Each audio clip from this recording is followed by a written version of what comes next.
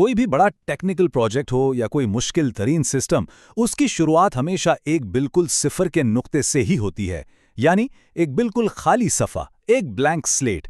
इस तज्जिए में हम इस बिल्कुल इब्तदाई पॉइंट और नए आगाज़ के तस्वुर को समझेंगे, क्योंकि जब भी किसी चीज़ को समझना होता है तो बिल्कुल नए सिरे से शुरू करना पड़ता है। और ये जो सिफर से शुरू होने का सफ़र है ना, ये असल में बेहद दिलचस्प है, एक ऐसी जगह जहां अभी इम्कानात ही इम्कानात हैं। अब जरा इन दो अल्फाज पर गौर करते हैं। New node. देखने में ये महज दो सादे से अल्फाज लगते हैं, लेकिन असल में ये किसी भी दस्तावेज या प्रोजेक्ट का बिल्कुल पहला कदम है।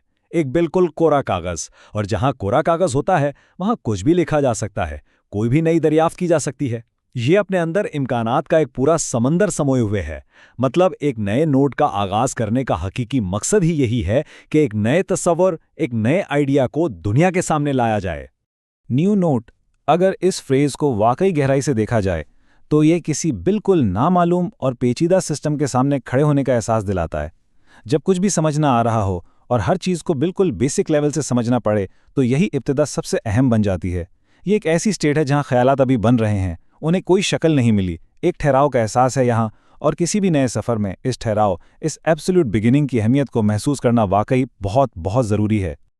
खैर, अब देखते हैं कि इस कोरे कागज़ पर आखिर उभरता क्या है।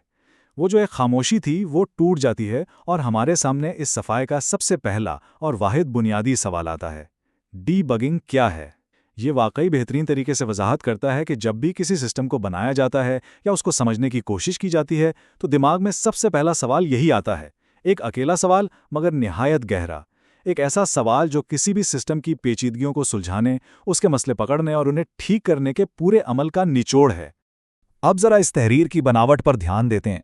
इसके शुरू में मौजूद ये 3 हैश मार्क्स इसको अब सिर्फ एक आम सवाल नहीं रहने देते, ये इसे एक बाकायदा उन्वान, एक मकसद और एक सीरियस तहकीक बना देते हैं। What is debugging? ये अब एक पुख्ता इरादा बन चुका है। जब भी निज़ाम में कोई खराबी आती है ना, तो यही सवाल उभरता है और फिर हकीकी दरियाफ्त शुरू होती है।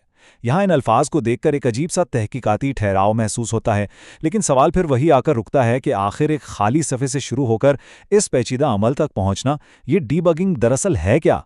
और जहन में ये बात आती है कि जब तक किसी मसले की बुनियाद को ही ना समझा जाए तो क्या किसी भी नए सिस्टम का ठीक होना या आगे बढ़ना वाकई मुमकिन है?